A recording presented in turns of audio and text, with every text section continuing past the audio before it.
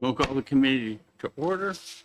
And the first bill we have is House Bill 151. You'd introduce yourself.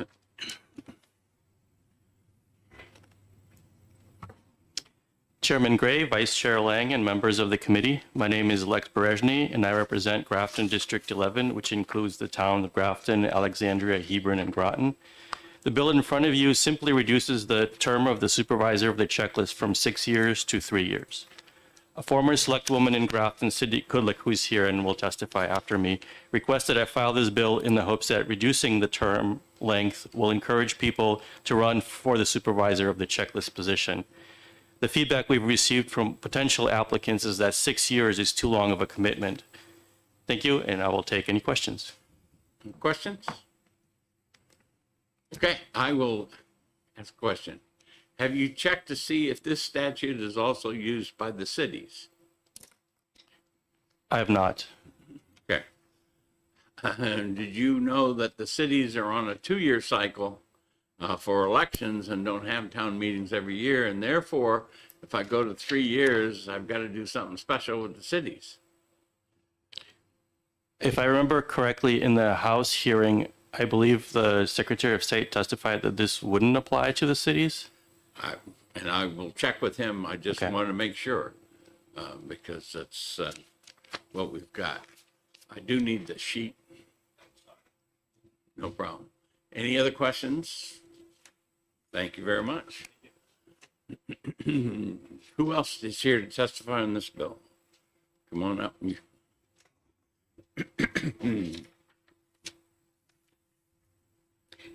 Good morning, members of the Election Law Committee. Thank you for the opportunity to speak with you today on HB 151. My name is Cindy Kudlick, and in the past I've been a select person and a ballot clerk in the town of Grafton, while my husband was the moderator for a number of years. I asked Representative Berezhny to please submit this bill for the legislature's consideration this session because we had 2 of the 3 supervisors of the checklist resign last year in our town, and we're hard-pressed to find people interested in making such a long commitment. Only one person even signed up to fill one of those vacant slots this last March. And as I'm sure most all of you know, finding volunteers is a real challenge these days. So our hope is that changing the term of office for supervisors of the checklist from 6 years to 3 years will give folks considering civic involvement one less hurdle to overcome. This would also put these positions in line with all other elected town positions, with the exception of the moderator, who serves only 2 years, like each of you, and our senators, governor, and executive council. With Secretary of State Scanlon also supporting the bill, he testified just before me in the House when they heard this. I pray that you will vote ought to pass for HB 151 and help us make it a little easier for others to say yes to filling these important elected positions in our towns. Thank you again for your time and consideration, and I will take questions. Questions from the senators? All right, and we will check with the Secretary of State. Some of those statutes, because there is no equivalent city statute that regulates some of that stuff, actually are used by the cities and towns for their stuff. So I will check. Yeah, just to follow up on what Representative Berezhny said, that is what they testified in the House Election Committee. Secretary of State Scanlon did say that there was a separate RSA that applied to cities, so this wouldn't affect that. But And yeah. I'll go look it up. Yep, absolutely. But I want to do that before I make the change. All right? Any other questions? Anyone else that's here to testify? Okay, the online count is 4 support, 14 opposed.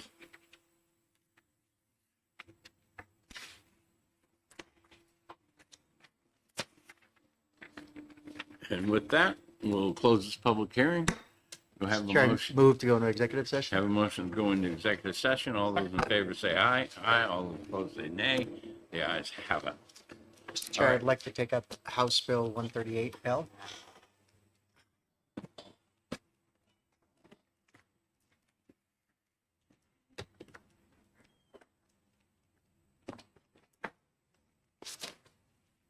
Okay. I'll make a motion of ought to pass. We have a motion to ought to pass. Second House that. Bill 138A. Lang, Rochford. Discussion? If I may, Mr. Chair? Certainly. Again, briefly, if you remember, this bill just requires that if the town's going to enter in a multi-year contract or a multi-year situation that has a budgetary impact, they have to put an estimated, not a perfect tax impact statement, but an estimated tax impact statement on there so the voters have more information to know what they're voting for. Yeah, thank you, Chair. I think we heard testimony, which I believe you summarized when our representative was here, that, no information is better than inaccurate information. I tend to share a lot of the points that Senator Lang made, that, if this is a lease, for example, with an escalator, there's accurate information that can be provided, there's nothing wrong with this. I guess I just want to add a note of caution that, I think there are some places where, the multi-year impact can't necessarily be accurately estimated. So I don't really see the need for this bill, but I hear wanting to provide the information to the voters. I don't have any huge concerns other than that. Additional comments? Motion before us is ought to pass. All those in favor of ought to pass, say aye. Aye. All those opposed, say No? 3-2. And Pat was a yes. Hmm? Pat, you were a yes, weren't you? no. Oh, No. apologies, okay. that's okay. That's why I say the vote, so that they can yell at me if I'm wrong. All right. Problem with consent or No, not? sir. Move consent? We have a motion for consent. Second. All those in favor of consent say aye. Aye. All those opposed say nay. Ayes have it. And, Take it up. okay. Senator Lang will take it out. 184. Mr. Chair, I'd like 284. 284, please. And I would move ITL. I'll second that. All they gotta do is find it. Oh. Down here. Okay, discussion on 284. Again, Mr. Chair, I think this bill is a similar topic as the bill we just passed. I think the bill we just passed was a better bill, and therefore this one's not needed. So we have a motion, I believe, ITL, IGL. seconded by Dave. See, I get my paperwork all mixed up here. I wasn't quick enough. Further discussion? Motion before us is ITL. All those in favor of ITL say aye. Aye. All those opposed say nay. The ayes have it. Move consent. We have a motion for Second. consent.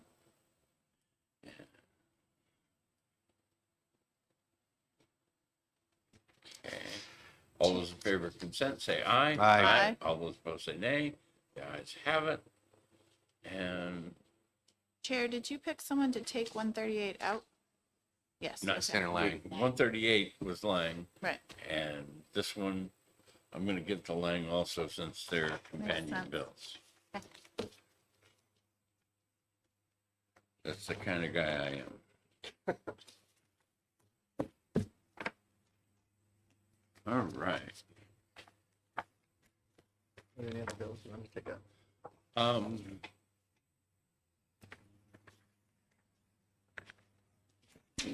One more minute.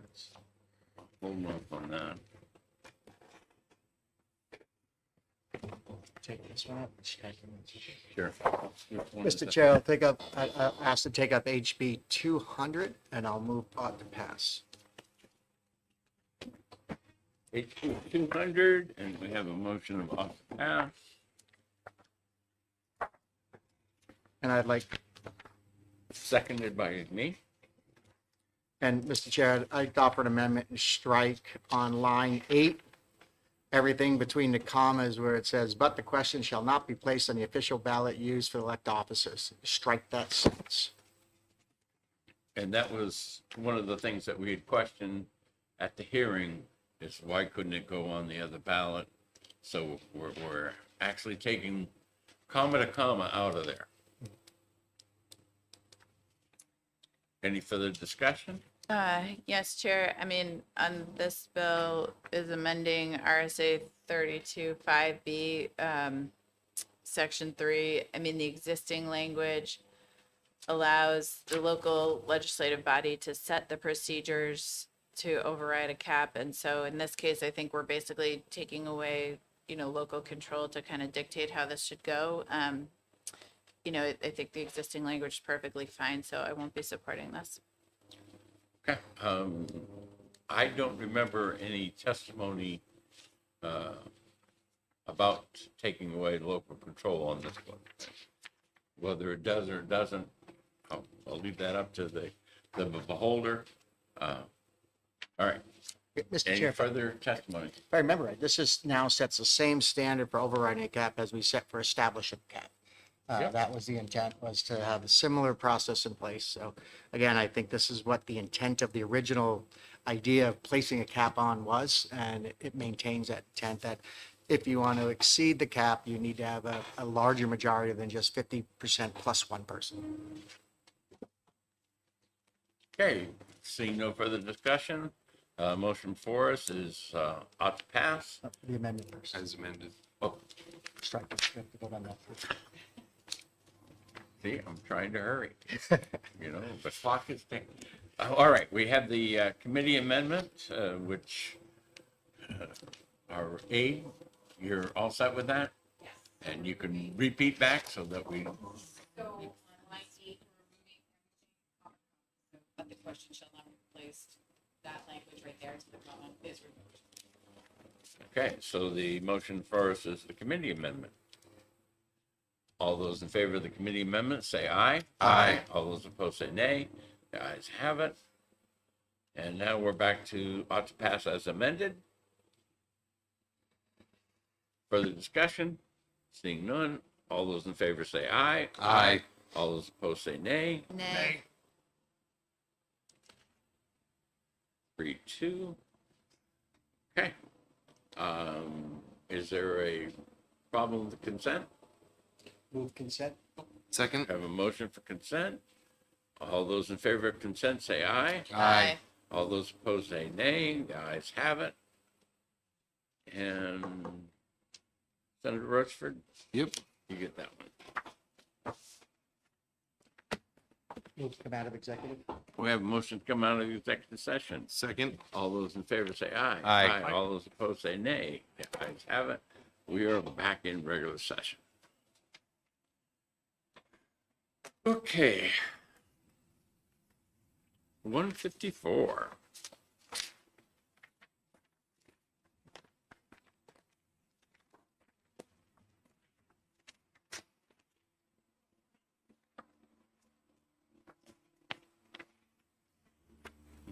When you're ready, Representative, or when Jessica's ready. Good morning, Mr. Chairman, members of the Senate Election Law and Municipal Affairs Committee. I'm Representative Alvin C. from Loudon, representing 8 towns in Merrimack County District 26. Today, I'm here to introduce House Bill 154, an act enabling voters to request to have their ballots hand counted. This bill is quite straightforward, and it makes clear that the legislature allows individual voters to have their ballot be hand counted, and that they can do so without forcing an overvote on their ballot, causing the ballot machine to reject the ballot and therefore require a hand count. There was some confusion at the last state election when a memo was sent to moderators across the state to record names of voters who requested their ballots be hand counted. But if they had put a apparent overvote on their ballot, then they wouldn't have had to have their names recorded and their ballot would have been hand counted. For this bill, it adds a new rule to RSA 656:42, which is a group of rules associated for use with electronic ballot counting devices. Thank you for considering this bill, and I will answer any questions you have. Questions from senators? Senator So, Lang? thank you for taking my question, Representative. So my question is, my concern is, as a moderator, is that one of the things the machine does in addition to count the ballot is to make sure only one ballot's going through. It'll jam if it gets two ballots or stacked two ballots, which happens when we do school elections. We have a school meeting and a town meeting. Some people try to put them in at once. And one of the things that the election official do is make sure that doesn't happen. It also allows to make sure people don't cast two ballots by mistake because they were handed two ballots by mistake. So my question is, would you be opposed if we amended the bill that would allow the person who's voting, the voter, to hand the ballot to the moderator or the person manning the machine who can check to make sure it's only one ballot and then put it in the auxiliary? I would not mind that at all. Thank you. It's other than a privacy issue of the moderator or whoever, whatever election official is manning the machine, that would be the only concern there. Just to make, that point, back before we had vote counting machines, tabulating machines, are you aware that the instructions at that time was to hand your ballot to the moderator who would put it into the box? Yes, and that is in the towns that still do hand count, the ballots are folded into a quarter, and the only thing visible is the name of the town on the front of the ballot. So if the ballot is folded correctly, then the moderator would not be able to see what's on the ballot. Are you also aware that the polling places are supposed to have what they call privacy screens, which are normally manila envelopes like this, that Yes, they can put the ballot in and then... And several places in the RSA, it specifies that the privacy folders must be available. Yeah. Although it would have to come out of the privacy folder in order to be able to check to see that it's not doubled up or anything like that. All right. Are there any additional questions? Okay, thank you very much. Who else do we have here? All right, Sarah Burke-Holmes. She's not testifying. And Tim Horgan is not. Al, come on up.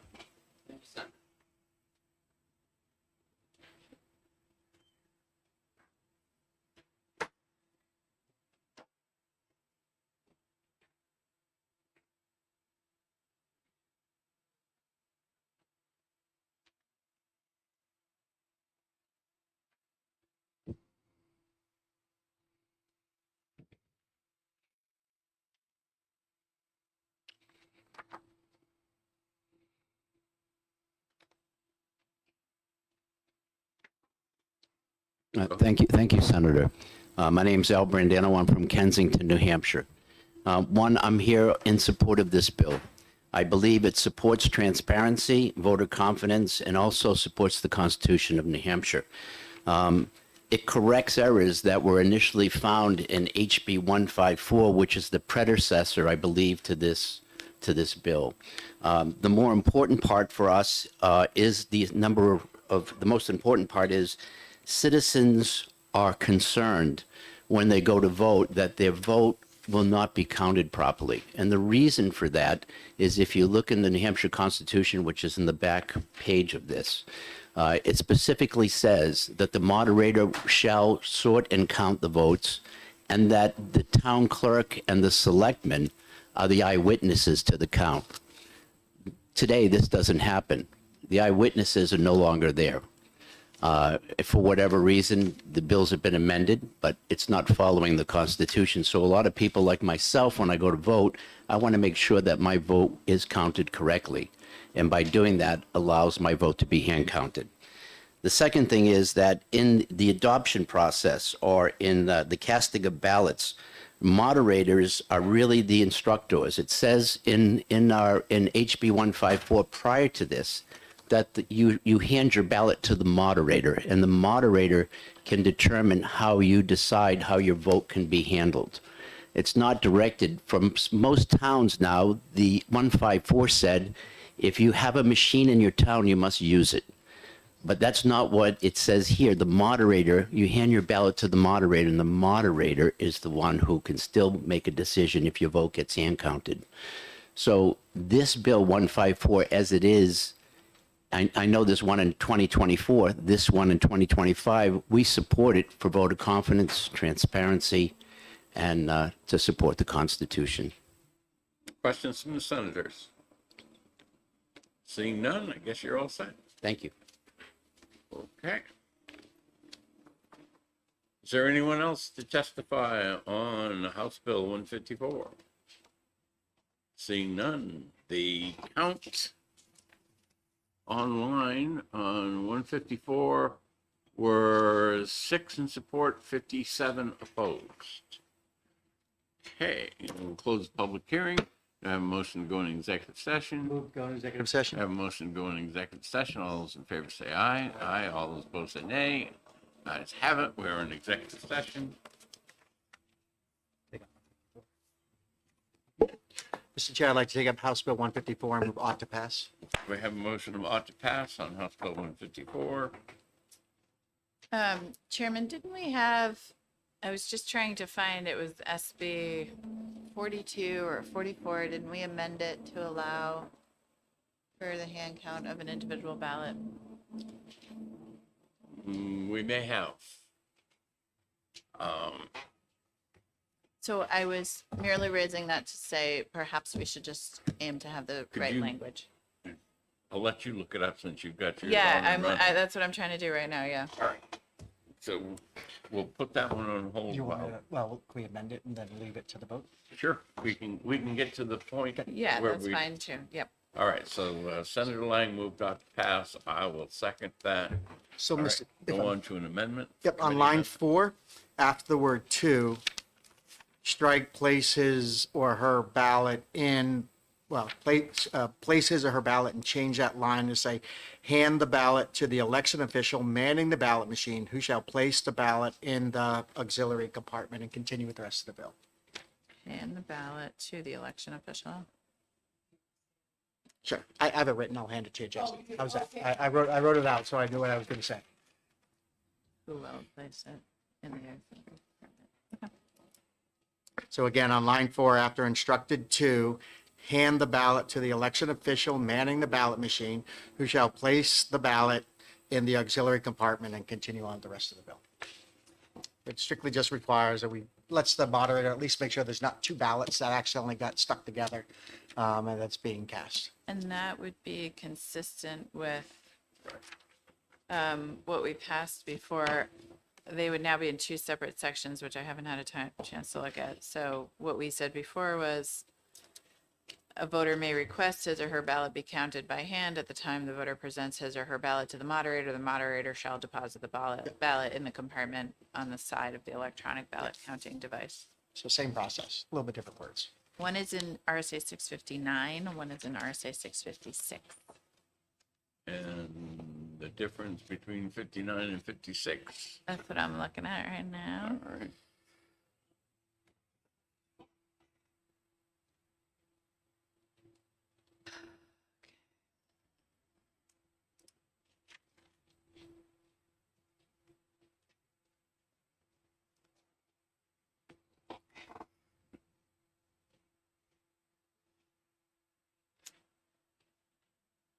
Yep, so 659 governs casting ballots. 56.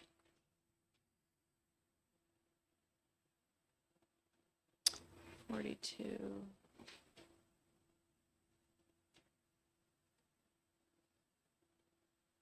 Is the rules for electronic ballot counting devices. So I Okay. would argue our amendment is probably more properly placed in statute, but Okay. So, Jessica, you want to try reading it back? We have, two, we are hand the ballots to the election official making the ballot machine. Manning, yep. Okay. Manning. Ballot machine who shall place the ballot in the, and then continue. Yep. Okay, everybody understand the amendment? All those in favor of the amendment say aye. Aye. All those opposed say nay. The ayes have it. Back to the bill as amended. Any further discussion? All those in favor say aye. Aye. All those opposed say nay. The ayes have it. Move consent. And we have a motion for consent. All those in favor of consent say aye. Aye. All those opposed say nay. And, okay. And Senator Long will take that one up.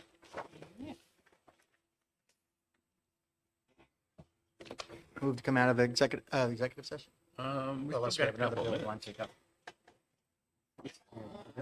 Huh? Look in here. Do you want to take up 151 that we heard today, or? 151, I wanted to check with the Secretary of State to make sure that the, The city's point? that I just did not have Yep. a chance to do that. Yep. Um,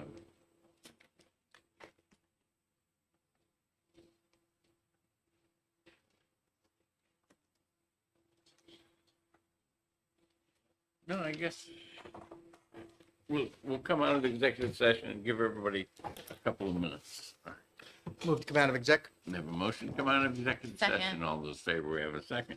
All those in favor say aye. Aye. All those opposed say nay. We're out of executive session, and we'll take up the next bill in just a couple of minutes here.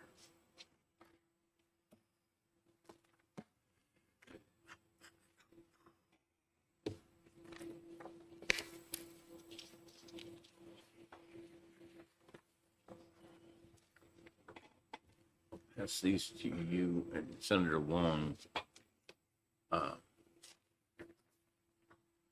We're going to do that bill in about 2.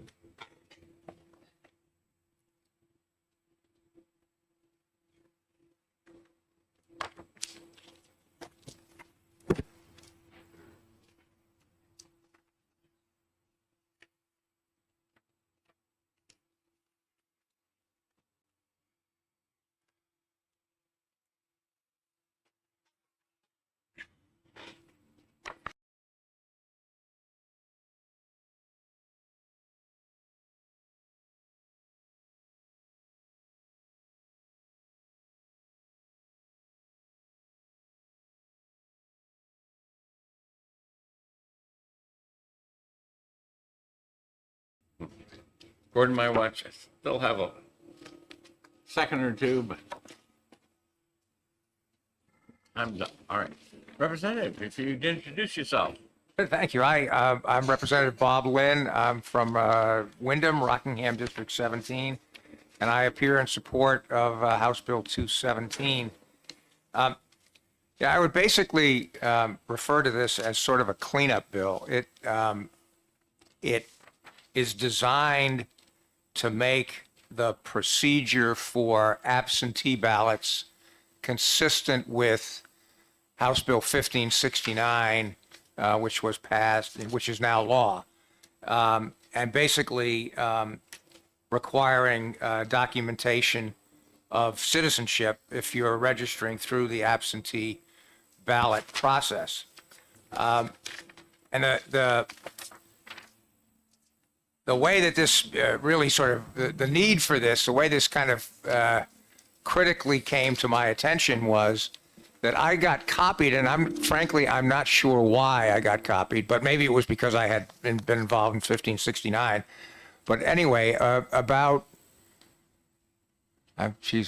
to say, well, anyway, before this bill was introduced, I got copied on an email by a moderator, or maybe it been a town. I'm sorry, I think it was a town clerk, who said, "What do people need to comply with all the requirements of 1569 if they're requesting an absentee ballot?" And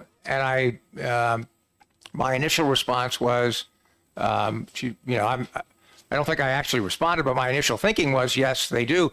As it turned out, I saw a response from, I believe it was the clerk in Nashua.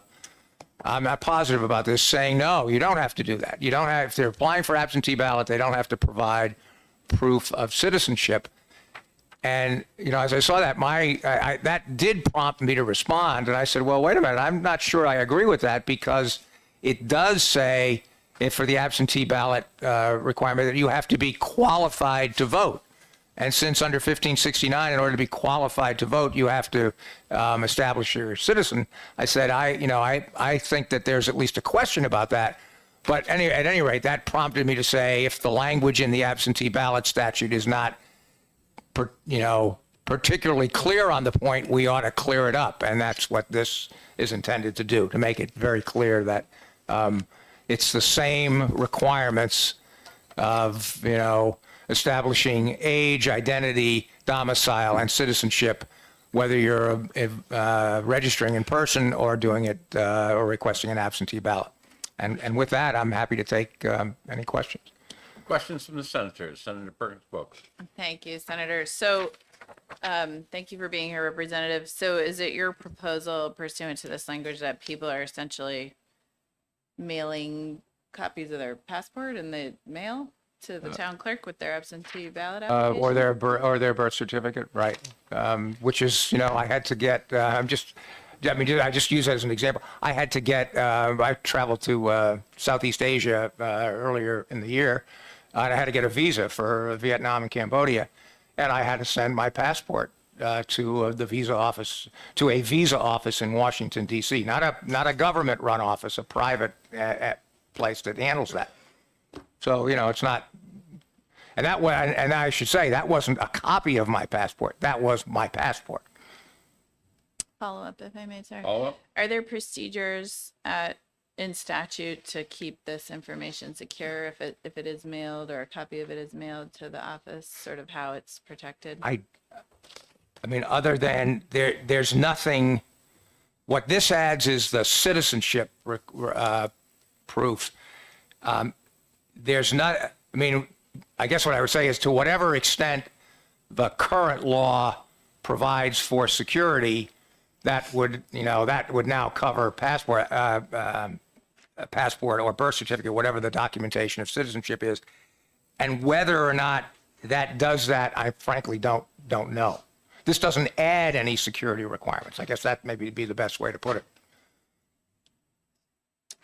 One Additional more, question? if I can. Thank you.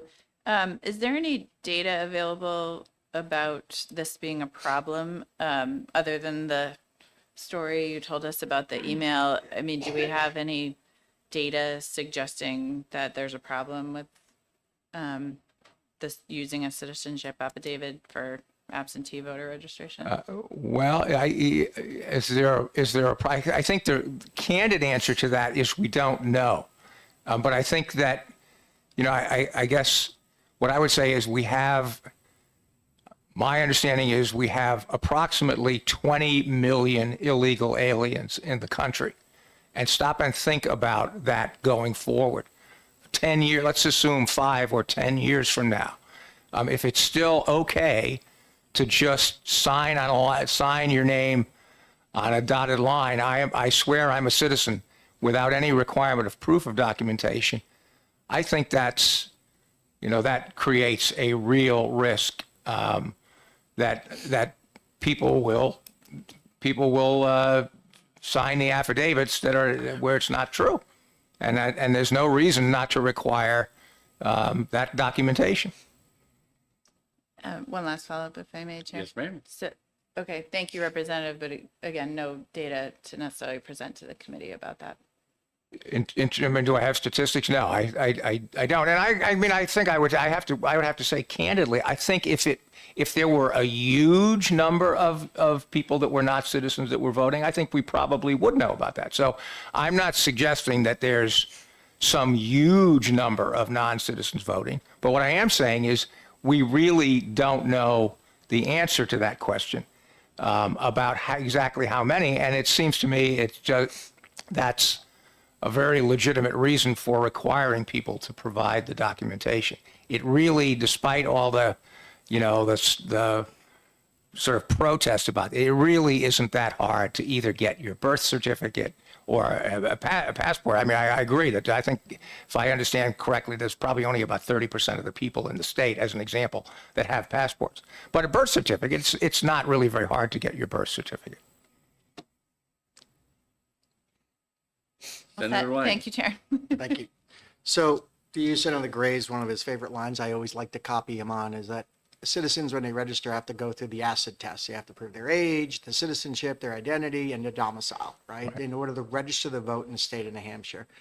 Does this not put, as I read this, it treats in-person registrants who have to do the acid test exactly the same now as absentee ballot registrants who now would also have to pass the acid test. Exactly. Is that the point of the That's bill? that was the only point of this bill. It was not. It was simply to make, to make sure that the process is the same, and particularly since at least some clerks apparently thought that the fact that that language was not spelled out in the absentee ballot provision meant that it was okay for somebody not to provide the documentation if they were registering through the absentee process. Thank you. Additional questions, Senator Perkins Spilka. I have one more question, sir. Thank you. Representative, would you believe that the SAVE Act recently passed in Washington, D.C. does allow the use of affidavits to establish citizenship? I guess I would. I know that the SAVE Act passed. I'm not clear on exactly what it says. I was under the impression it required documentation to establish your citizenship. Okay, thank you. My turn. Are you aware that a notary can actually notarize something via electronic means? A video conference? Yes, I was aware of that. I think yes. Would you believe that I lock my door when I leave my house? I would hope so. Would you believe that I continued to do that for years and years with no experience that anybody broke in? Right. Would you also believe that somebody slit the screen on one of my garage doors, unlocked the door, went into my car, but did not get into the house because of an additional lock? Right.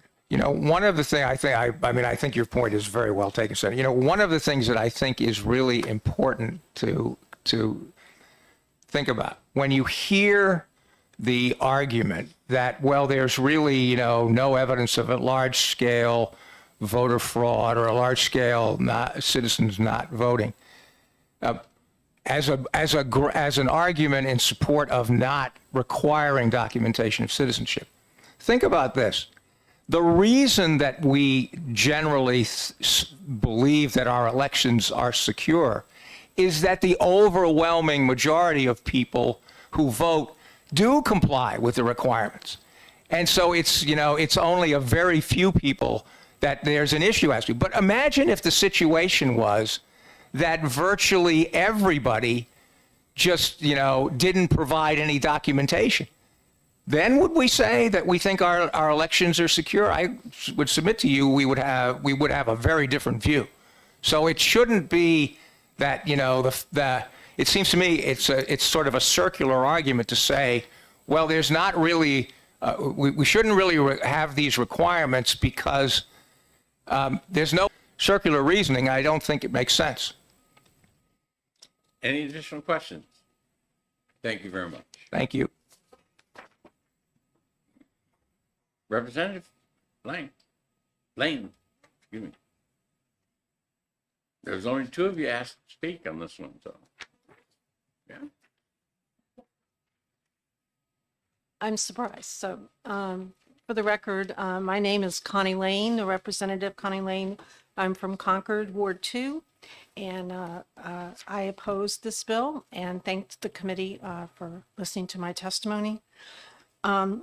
As Representative Lynn indicated, there's been no evidence of fraud by a non-citizen presented either to the House Election Law Committee or to this committee.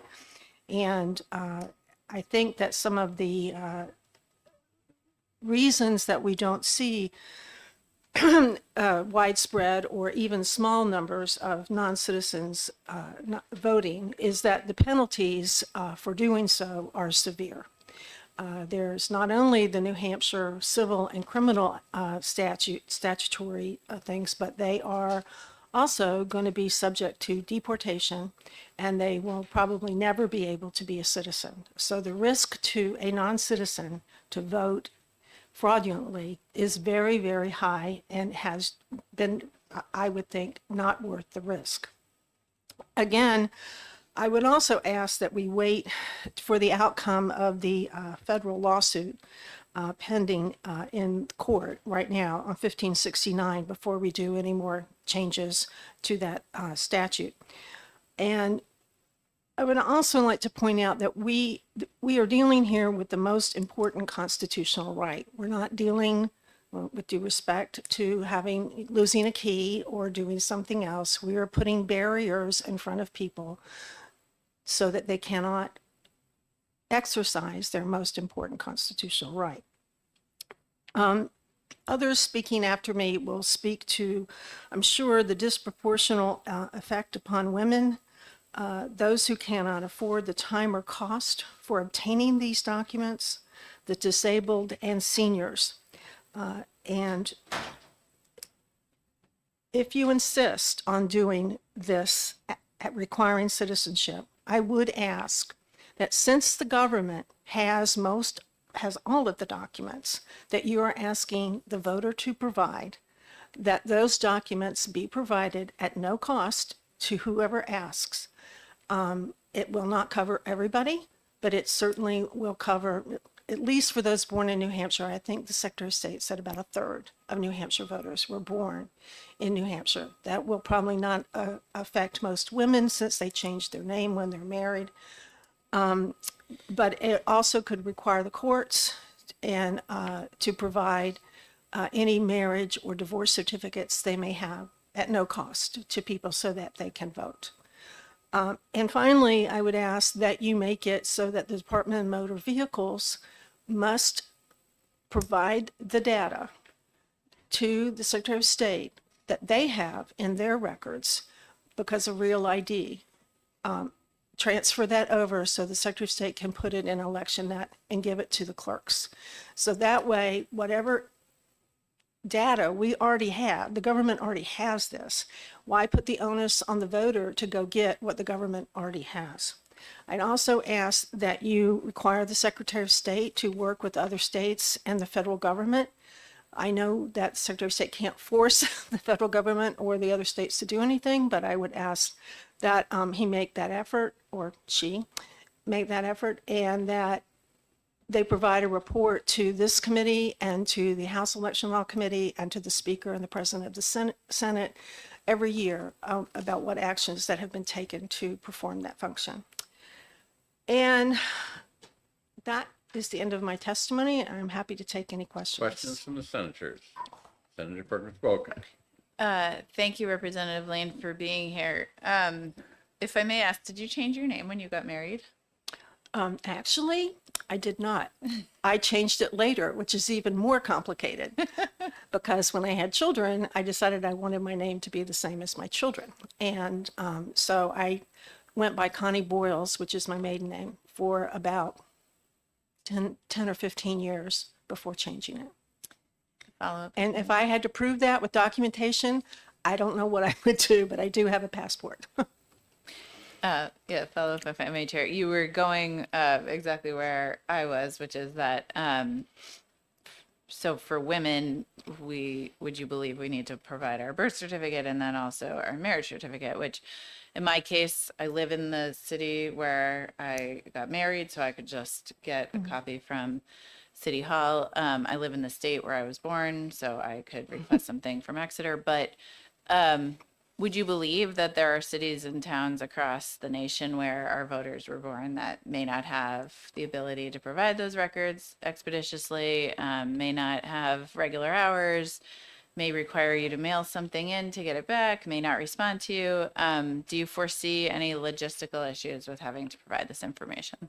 Yes, I think there would be huge logistical issues, and we had testimony by people who were adopted and had no idea where they were born, so they didn't know where to ask for all they had was a certificate of adoption.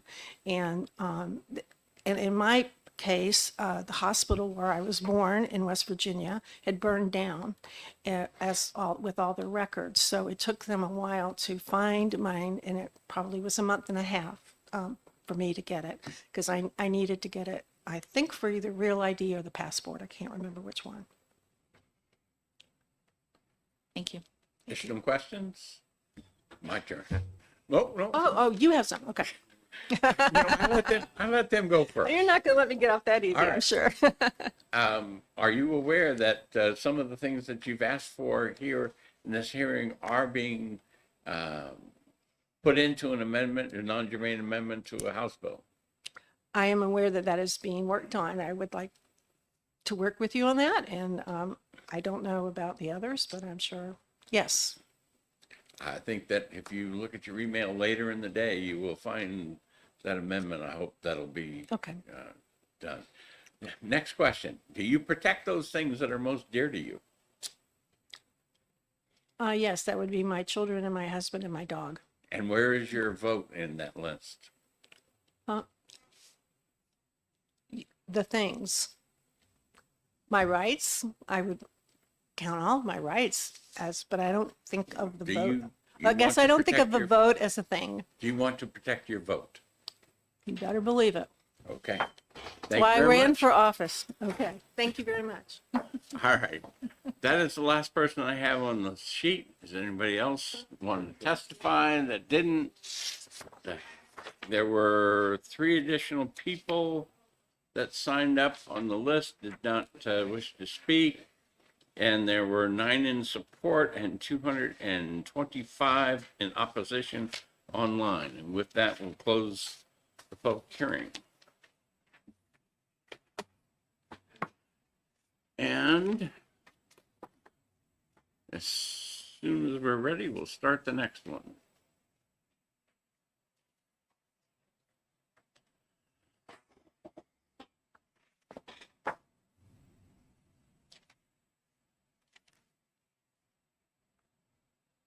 Burnham, representative? Oh, you're gonna do it? Okay. Okay, and with that, we'll open public hearing for House Bill 270. Awesome. Morning. My name is Representative Ross Berry. I represent the town of Hillsborough, towns of Goffstown and Ware in Hillsborough 44. I'm also the chair of the House Election Law Committee. Here to introduce House Bill 270 as amended, requiring the preservation of electronic ballot counting device memory chips. Basically, the bill tries to bring us into compliance with the federal law, which says we have to maintain these electronic devices for 22 months after an election. Things that were raised in the committee was obviously with the depreciating AccuVote machines. These memory devices are becoming kind of harder and harder to get.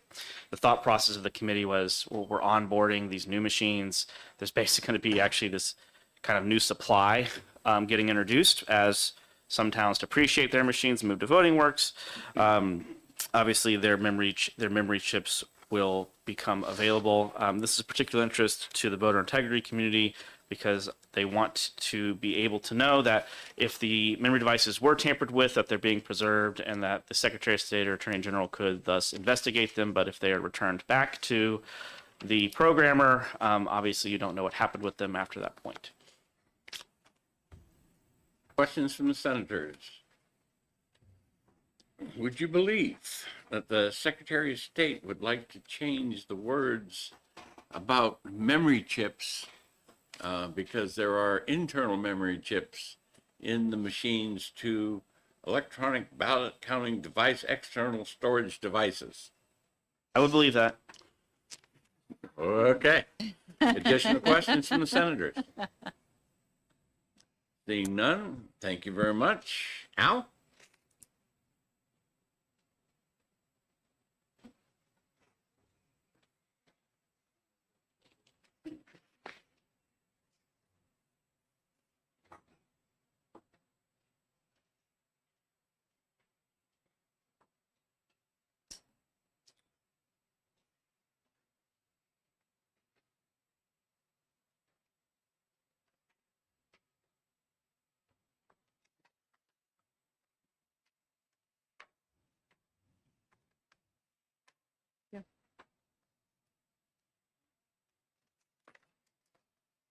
Go ahead. Thank you, Senator. The Voting Integrity Citizen Group is in support of this very strongly. One of the more important parts of this bill is, for us, is the algorithm. The algorithm is on that, actually on the memory card, right? As the memory card gets into the computer, there's an algorithm. We would like to see the amendment to federal election elected ballots on the federal side, that it references the federal law, which I have there referenced in regards to electronic records. We think that would be a good addition, because if it does change from 22 months to something else, at least it's in here and recorded. The second part we would like to see also is on the back here of number 6. Let's see, 6. Number 6, we want to be sure that the counting device and the activity logs are still 91A available to citizens for a right to know, because it's one of the things that we were able to check in the past to make sure that things were signed off correctly on the activity logs. So we want to be sure in 6 that citizens still have a right to 91A. It doesn't indicate that. It says the Attorney General or the Secretary of State, if that's at all possible. And for the last part is the local records are being held for 60 days. Why would we, the federal government is telling us they want to hold them for 22 months, obviously because the algorithm. In the local election, you're holding them for 60 days, and then you're asking for an exact copy. You can't have an exact copy of the card. You can have an exact copy of what's written on it, but you don't get the algorithm. So we just wanted to make everybody aware of that. Additional questions? If the federal law does change and we're doing a federal election, then it would supersede the state requirement. So I don't necessarily see that one. Would you like to comment on that? Yeah, one of the things in the past is we did not make reference in federal elections held in the state of New Hampshire, federal law. And if it does change, if at least there's a reference point to the actual reference of the code, and it's. But what does it do for me? I mean, if the federal law changes, then that will supersede our rule. I understand your So point. what does it do for me by putting it in there? I understand your point, and it's well taken, and maybe just a reference to federal law, not specific to the specific federal law. Okay. Ballots are not available to the public under RSA 91A. And certainly the information that's on those devices could be made available, but actually making the device available, I can't get there from here. So excellent point. If there was a lawsuit tomorrow and there would be a challenge between LHS and the government or the local government, because LHS would claim, I would suspect, that they have a private right to that data, that the data is not it's a private company. So the question is, it'd have to be some type of a lawsuit that would happen to hold those documents available to be checked later on, because once again, the calculator is not included. It's included in the 22 months, but the state of New Hampshire has elected to go with 60 days. And with 60 days, you don't have the ability to get that. LHS is, the way I understand it, LHS is not going to have these, that they're going to be held by the local municipality. So again, just, I'm trying to understand how LHS would be involved in all this when I've got to check. I'm saying is, if we have, but we only have the chip for 60 days, correct? The state. In the federal, according to this, there's a federal election and a state election. You have two different rules. The federal election is 22 months. The state election is 60 days. Yeah. I'm saying to you is, if someone had a problem that they wanted, the exact copy is misnomer because the algorithm is not in the exact copy. That's all I'm trying to say. That calculates the vote. enough said. Thank you. All right, additional questions? All right, thank you very much. And my list. That was the last person who signed up. Is there anybody that didn't sign up on that sheet that wants to speak now? There was one additional person who signed up in support, did not wish to speak. And there are 4 in support and 43 opposed on the electronic sign up. Okay, with that, we will close the public hearing. And the next bill is supposed to start at 10:15.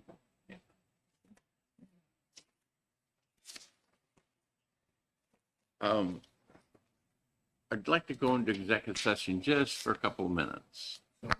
We have a Second. motion and a second going into executive session. All those in favor say aye. Aye. All those opposed say nay. Aye. The ayes have it.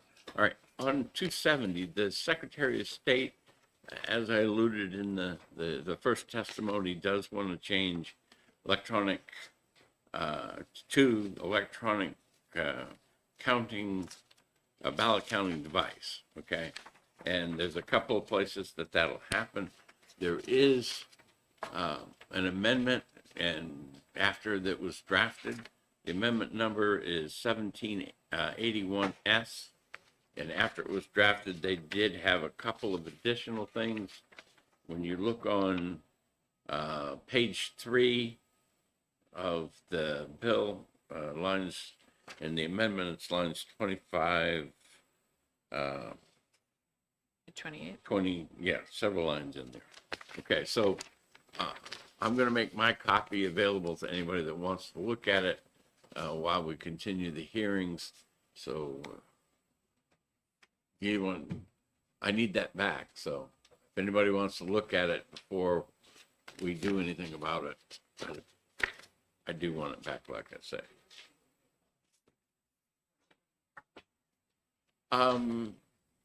You can make copies.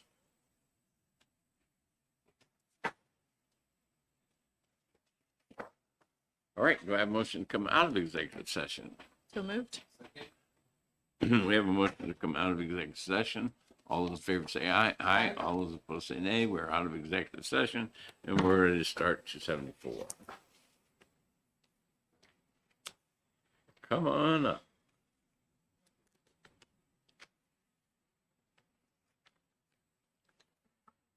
When you're ready. All right. Thank you very much. Good morning, Mr. Chair and honorable committee members. For the record, my name is Robert Wary. I'm a representative in Hillsborough 13, the great town of Hudson, New Hampshire. I'd like to introduce House Bill 274 relative to the verification of voter rolls on an annual basis. In the previous term, I had proposed a 4-year verification cycle and had actually done a sort of an extensive analysis. Senator Gray may remember that. And I evaluated several different cycles, a few different cycles as to what would be the appropriate thing. However, sometimes facts get in the way of analyses. And in assisting my supervisor of the checklist in Hudson, I had found out that last year in 2024, that we had over 1,000, or we had almost 1,000 people who were no longer eligible for the voter rolls. And that's since the 2021 purge. So in looking at that, I tried to assess what are the reasons for that and what are possible benefits of doing it on an annual basis. Well, there is a great amount of mobility, perhaps more so in some of the southern areas of New Hampshire, but there are a lot of people moving in and out of New Hampshire.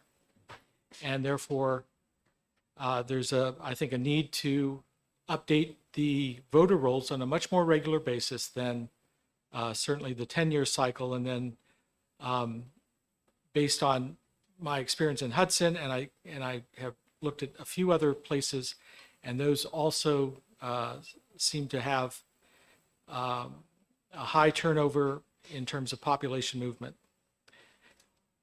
Also, for consideration is the cost of doing this verification. If you send out letters to 1,000 people, that's $750 or something like that. And if you do it on a more regular basis, you can cost level average that. And so I think there's a benefit to that as well. And that's true for the workload as well. If people are doing it on a regular annual basis, it will take less time than doing it at any other interval where there has to be a massive effort to remove people or to verify whether people still belong on the rolls. And with that, I'd be happy. Questions from the senators? Seeing none, thank you Thank you. very much. Representative Ling.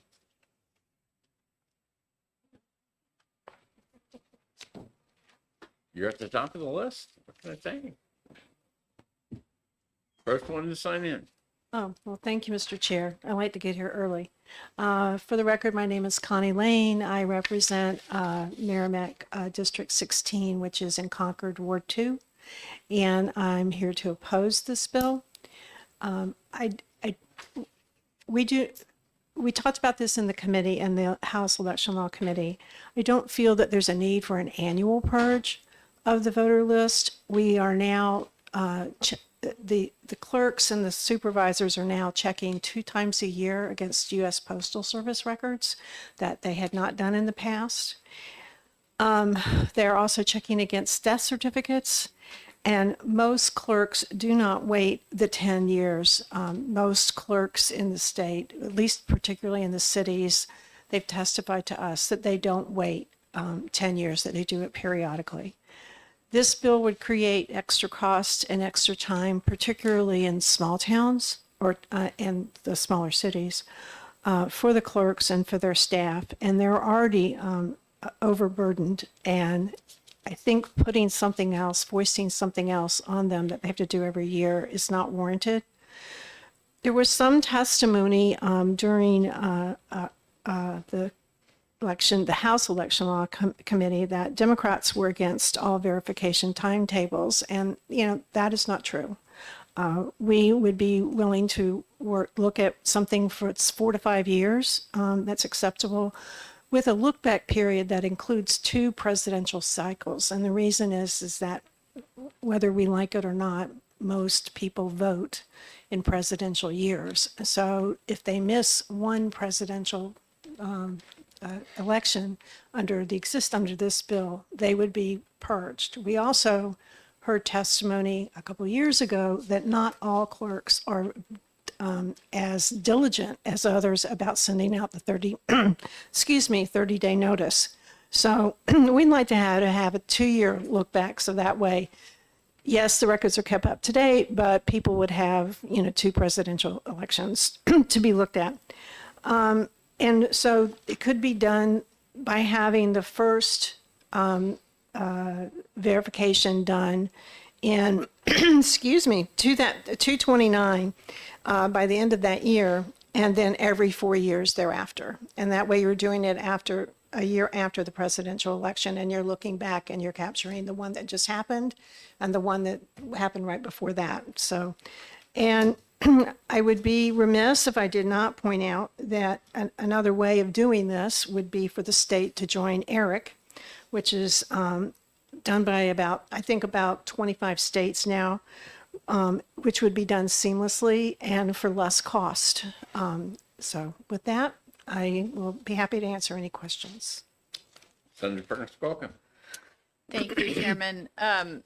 Thank you for your testimony, Representative. So what you're saying is that this is very burdensome to our cities and towns, and they are undertaking some of this work already, but that essentially by not including 2 presidential elections, there could be people who have registered to vote, intend to vote, perhaps haven't voted recently, but would be surprised if they showed up and were no longer registered. Yes, that's a very nice synopsis. It's my understanding that folks showed up, excuse me, about 100 folks showed up during town elections who could not meet the citizenship requirement. We don't have solid data yet on how many of those were able to get it, or whether that was the cause. But that's a new requirement, and I think it might take a couple cycles for people to get used to that requirement. The question that arises in my mind, if you are purged off the list, when you go to re-register, are you going to have to re-register with the citizenship requirement or without it? And I'm not sure that's clear in the statutes.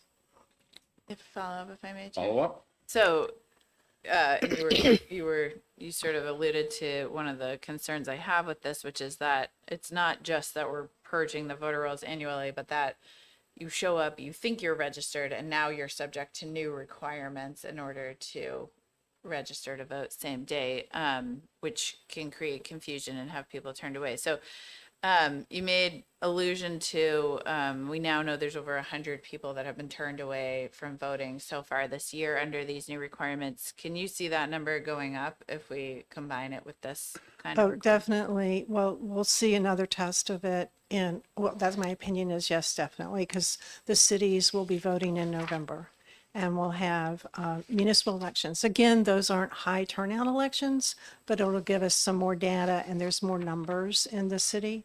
So we shall see. Thank you. Thank you. Additional questions? Seeing none, thank you very much. Well, thank you. Representative Barry, do you mind going last? I've got one more person, and I was kind of doing the supports on the end and the objections in the middle. So, Sarah.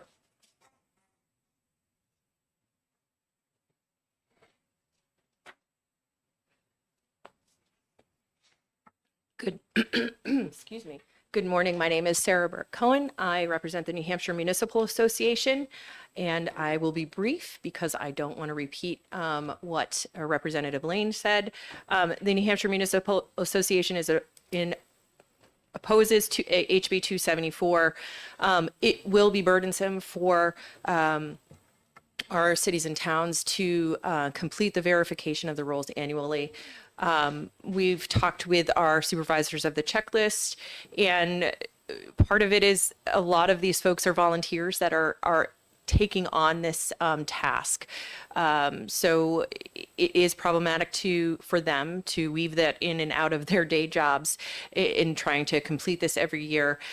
Most of the folks we've talked to, as Representative Lane said, trying not to repeat, but what are updating the roles, the role as often as they can with things like death certificates, or if they get notifications of people's movements. So it isn't that the role is just laying dormant. They are working on it continuously.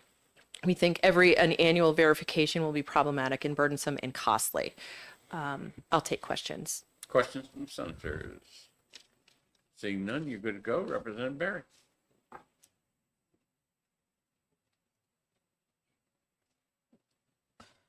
Good morning again. I'm Representative Ross Berry. I represent the towns of Ware and Goffstown and Hillsborough 44. I'm also the chairman of the House Election Law Committee.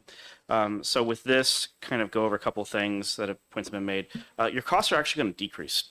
So the reason is when you're doing the 10-year purge right now, right, you're paying postage on a 10-year period, right? So if the same number of people are going to be removed, you're actually paying a lower postage earlier. So if you're talking about actual dollars to dollars, your costs are actually going to decrease. The second thing is the Secretary of State's new system can basically handle this for them. So this isn't like some massive burden. It's actually massively burdensome to do it every 10 years because you take about a quarter of the rolls off. This is a part of keeping these rolls clean. People talk about missing an election. You have to miss 10 elections to be removed from this, and I'm happy to go through them. If you live in a town, you're going to miss 4 town elections. You're going to miss 2 state primaries, 2 state generals, a first in the nation primary, and If you live in a city, it's the same thing. So you have to miss anywhere between 9 to 11 elections to actually be removed by this. If somebody hasn't voted in 4 years, including a presidential election, they probably aren't living there anymore, or they're not a voter anymore. It's not. The argument cannot stand that it's okay to do a 4-year look back every 10 years, but it's not okay to do that every year. This will just become a part of the supervisors of the checklist work. Once again, the list can be generated by the Secretary of State. They get a 30-day notice in the mail if they say, don't remove me. So there's a safeguard there for people who have sat out 9 to 10 elections. And I think it's a very reasonable thing to do. I can understand why, with the database systems, why this was originally done. Maybe back then that would have been a lift, but now, I mean, this is a search that I could probably program on my computer in the time I've been speaking with you. So it's not a huge lift. Financially, the cost is the same, if not lower. So all of those kind of concerns are, I don't want to say irrelevant, but they just don't hold muster. Questions from the senators? Senator Perkins Coker. Thank you, Representative. Thank you for being here. And I hear your argument that you can do a search on the computer, but I guess I'm not fully understanding your argument for how this can save costs, especially when there's an alternative available like Eric, where we could just register and make sure our records were up to date. Okay, so Eric has removed 3 voters in 11 states in 10 years. So it's not doing, I understand that it's a big thing that Democrats like to push. It's not what it is. It's a scheme to really undermine the rolls when you actually look at how it works. I've done an extensive study on Eric. When you're removing less than 10 voters and you have 11 states enrolled, you can make the argument it's not doing what it says it can do. There's just no way. There's just no way it works like you guys say it works. And I understand you push it and I get it, but it's not a thing. There's a reason why states are pulling out of it. I want to say 3 or 4 states have pulled out of it in the last 2 years. So, with the last member of Eric, please turn the light off on the way out. Additional questions? Thank you, Representative. I don't think you really answered my question, which was how exactly do you view this bill to save costs? Save costs, because if you're talking about dollars to dollars and and postage is your cost here, right? Because you're mailing out these notices, right? Then you're paying less in postage. A stamp costs less today than it will tomorrow. Postage only goes one direction, and that's up. Follow up if I may, Chair? Yes, ma'am. What about the staff time to administer this, the records they need to check, the pre-election processes they need to go through sort of purging these rolls annually? Yeah, so the staff time is the same. You're either doing it once every 10 years or doing it every year. It's diffused over 10 years. It's the same records. That's my point. It's the same number of records. Would you believe that if you spent 3 hours doing this every year, it's different than if you spent 3 hours doing it once every 10 years? It definitely doesn't take 3 hours to do this once every 10 years. My conversations with them is it's much longer than that because it's such a huge volume. Thank you, Chair. So we're going to change our tack.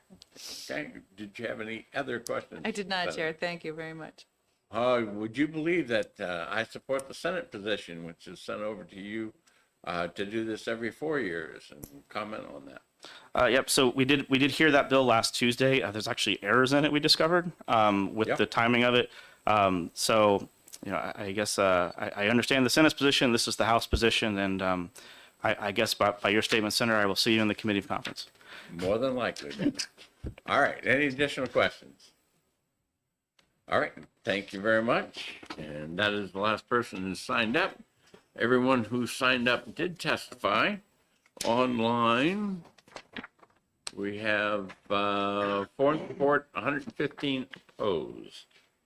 And with that, unless there's anybody that want to change their mind, we'll close that public hearing and we'll open the next one in just a minute.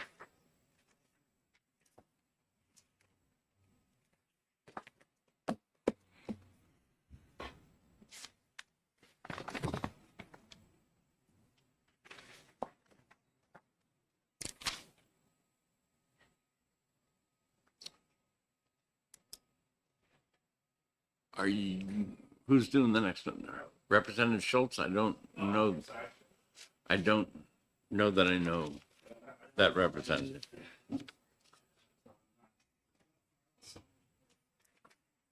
Jessica, are you ready? Go for it. Okay, my name is, again, I know you've missed me. My name is Representative Ross Berry, I represent the towns of Ware and Goffstown, Hillsborough 44. I'm here to introduce House Bill 41 relative to moving the state primary date, which I think is actually identical to the primary bill you guys passed, except for we bumped it back 2 years to June, to basically a 2028 implementation. So be in place for the 2028 election. Definitely down to have a conversation if that was an appropriate move or not. I'm not stuck on that, but it just felt like something prudent to do at the time. So with that, obviously, it moves the June to, I believe, the second Tuesday in June. Filing would be in March. It seems I've been after this for about 5 years now, and it finally seems that Concord's ready to understand that September is not appropriate. So we've heard this bill multiple times, so I won't take up a lot of your time beating up September about why September is so horrible, but September is so horrible. Questions from the senators? Seeing none, I'll have a question. I have been contacted by Secretary of State that the appointment of the inspectors of election would also be needed to be pushed back. I don't know whether any of your committees have taken that up, but that is something that might well be added to this bill. Yeah, we haven't taken that up, and obviously that's definitely an oversight, so it probably needs to be added. Thank you. Additional questions? Seeing none, thank you. Everyone else that's signed up, one in support and one opposed, are not speaking.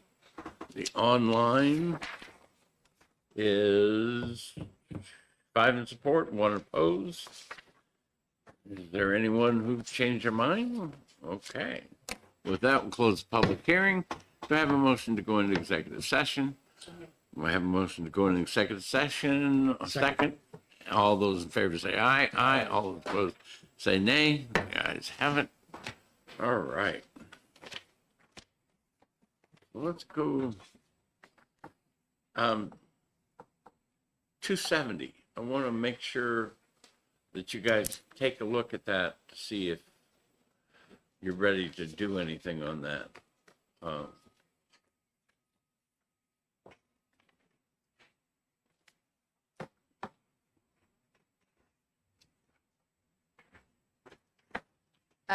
You mean act on the amendment we just photocopied today?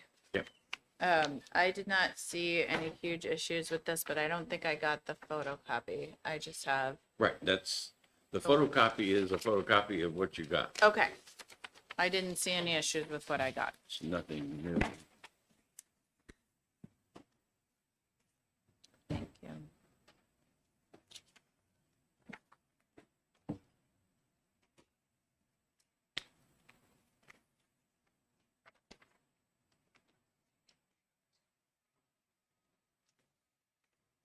No, I just wanted to give them time to, I looked up this. you guys all set with it too, I or think I'm- ready to? Okay, so we will take up House Bill 270. Mr. Chair, I move OTP. I have a motion of ought to pass. I have a second.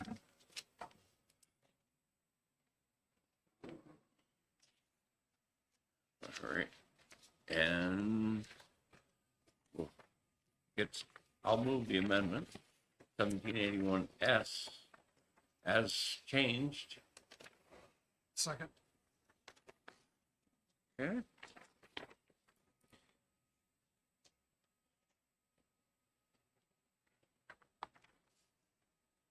All right, public has a copy of it. What we're doing is changing the device name, instead of calling it a chip, because the way that was interpreted, it could mean internal chips in the computer, and we're now changing it to electronic ballot counting device, external storage device.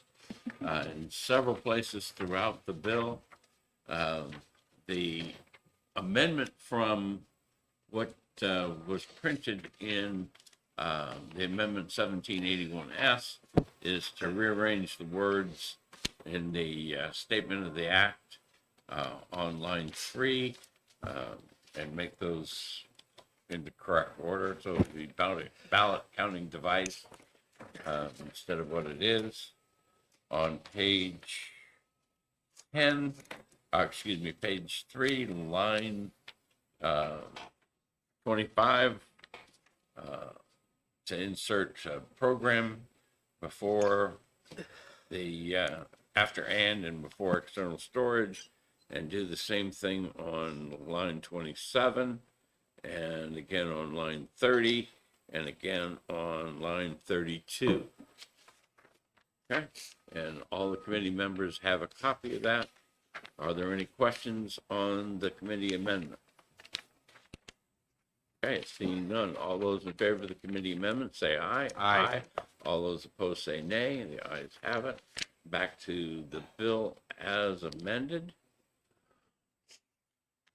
Comments, questions? Seeing none. All those in favor of ought to pass as amended, say aye. Aye. All those opposed, say nay. The ayes have it. And we have a motion for consent. So moved. We have a Second. motion and a second for consent. All those in favor say aye. Aye. All those opposed say nay. And the ayes have it. Anybody that really wants to take that one out, or I'll do it? I'll do it. So nobody jumped up.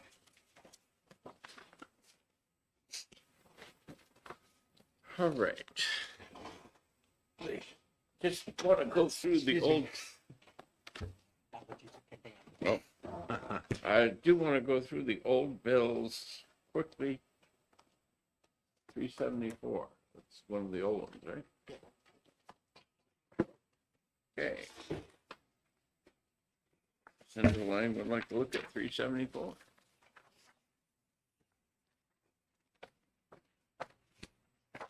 Mr. Chair, I'll move OTP on 374. Second. We have a motion of OTP 374 by Senator Lang and Senator Rochford. I'm going to move to amend the bill by striking on line 30 of page 2, the first sentence in section 5, the question shall not be subject to amendment by the legislative body. Strike that same line on page 4, line 31. The question shall not be amended by the legislative body. And if we pass that, then I'll speak to the bill as amended. Okay, if you want to do it that way, that's fine. All right, so we have a motion for an amendment, committee amendment, and I will second it. I'm sorry, over here, we're wondering if you said 274 or 374. I thought you said 374. 374. Yeah, okay. If I, All right, I'm sorry, Senator, would you be so kind as to repeat your amendment? Page 2 Yep, of the bill, line 30, the Yep. first sentence in section 5. We're going Okay. to strike the entire sentence. The this question shall not be subject to amendment. In other words, we're going to allow amendment. And then this was the that's- point raised by the New Hampshire Municipal Association, if I remember correctly. I don't remember. Okay. And then the same on line 31 of page 4, section 5, we're going to strike that same line.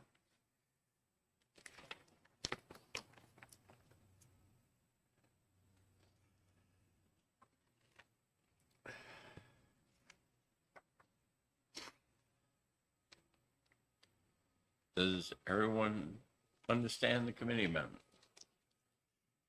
If Abe will repeat back the committee amendment? Line page 2, line 30, we're striking the question shall not be subject to. And then doing the same thing on page 4, line 31. Correct. Any questions from the senators? We'll give a minute for a caucus here.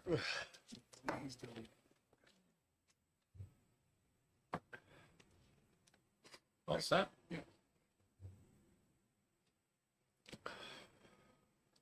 Senator Perkins Spoker, you all set too? Yes, You didn't look at me, so I couldn't tell. yes, sure. Okay. Thank you. We are voting on the committee amendment as read by the aide. All those in favor say aye. Aye. All those opposed say nay. The ayes have it. And now we're at the bill as amended. What name, Mr. Chair? Yes, you said you want to speak. So again, not to be confused with HB 200, which we passed, was talked about the voting on an override of a cap. This bill strictly outlines the process for a cap and what goes into that process of establishing a cap. So I just wanted to make sure no one thought that HB 200 and HB 374 were conflicting bills. One is about the process of establishing cap and what goes on the ballot to establish a cap. The other one was about how to override a cap once it's established. Additional comments? Okay, the motion before us is ought to pass as amended. All those in favor say aye. Aye. All those opposed say nay. Nay. The ayes have it, and that's 4-1. Okay, do we Rebecca, have you- an objection to consent? Move consent. Second. Motion for consent. All those in favor say aye. Aye. All those opposed say nay. The ayes have it. And Senator Lang, Yes, sure. you worked hard on that one. All right. I guess we'll just do the rest of them in numerical order here. 340.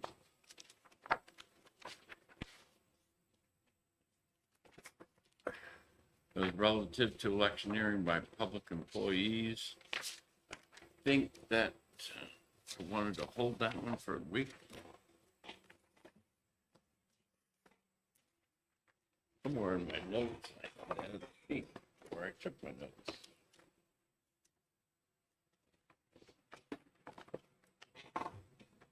All right, so anyone want to have any discussion on that one? All right, moving on then. 421. Senator Lang is just put his amendment in, so that should be ready for us to look at next time. Anyone have any discussion on that one? I just want to be clear for the members, what I did in the amendment was say that the town has to notice for 60 days before that the form is due, and then 1 week after the due date, they'll send notices to just the people that forgot, that didn't file from the previous year. So it's a limited number. Okay, and are you preserving the March 31st dates, like sections 2 and 3, or? I'm sorry, say that again. Are you, I assume you're amending paragraph 1 with your amendment, section 1. Are you preserving sections 2 and 3? I was preserving the whole bill. The only thing I was adding, merging that language into there, however it works into the OLS is trying to draft it, so we'll know. But that was the intent of the change it from a mandatory mailing to everybody to just Yeah. a public notice, and then a notice. week after notifying people who forgot to put the 12A form in. Sounds good. Okay, 464. 464 is the one that I'm going to do the non-germane amendment. That the OLS told me that they sent it to me on Friday. I went in and checked on it today, and they said, yes, it was sent, but I didn't get it, nor did my aide. So I will send that out to the committee this afternoon and present it upstairs so that we can get the public hearing on the non-germane amendment scheduled.